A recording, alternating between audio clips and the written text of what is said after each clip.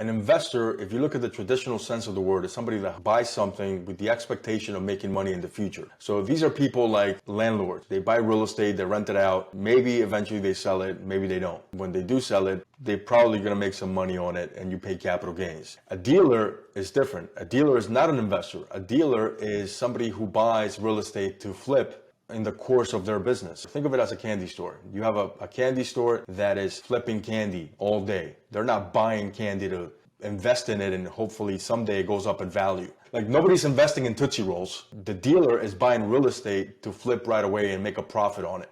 Your business is flipping real estate, just like the candy store is flipping candy. Now, as a dealer, you are subject to self-employment tax and ordinary income tax, as opposed to being an investor where you're subject to capital gains tax, which is a favorable tax rate. It's a much lower than ordinary tax and self-employment tax. Understanding the difference between the two is going to be important. If you want to stay educated and get real estate tax tips, follow for more.